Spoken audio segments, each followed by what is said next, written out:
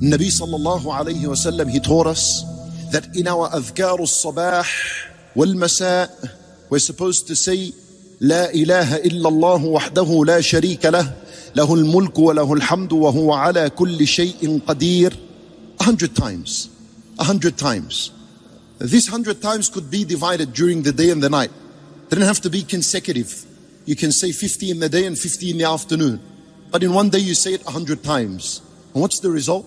Nabi sallallahu alayhi wa sallam, he says, number one, it is equal in reward to as though you have freed 10 slaves from the children of Ismail. The slaves from the children of Ismail are the Arab slaves. And it was known that the Arab slave is much more expensive than any other slave. So what does it mean that you free 10 slaves? What does that mean? For me and you, what does that mean? In another hadith, the Nabi sallallahu alayhi wa sallam, he teaches us the reward of freeing a slave. He says that the reward of freeing a slave, for every limb of his you free, it is your freedom of Jahannam. Yani 10, you freed 10 slaves. This is your freedom from Jahannam 10 times. Did it cost you anything? La ilaha illallah wahdahu la sharika lah, lahul mulk wa lahul hamd wa huwa ala kulli shay'in qadir. Did you have to lift anything? Did you have to pay anything? Nothing. Cheap solution from Allah Azza wa Jal. And we still don't value it. Did you say it today 100 times? Did you plan to say it 100 times? Number two, Nabi sallallahu alayhi wa sallam says, it earns a person 100 hasanat. Number three, it wipes away 100 sayyat. See where the goodness is.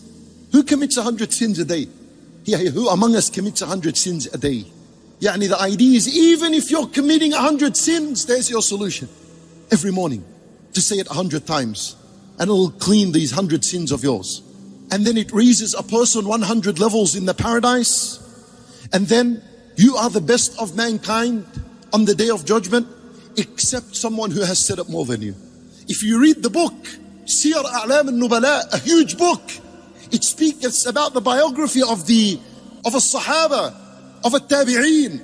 When you read in their biography, you find, وَكَانَ يَذْكُرُ اللَّهَ how many times? And this one 6,000 times, 5,000 times. Quran, reading, all of this dhikr. The biggest effect of it is that it doesn't only bring you closer to Allah, even though that's huge as a reward, but it cleans you from your sins.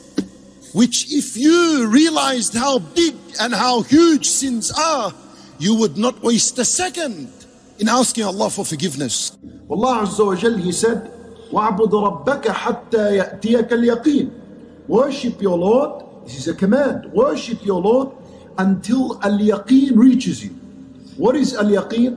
There is nothing more yaqeen and nothing more certain than death.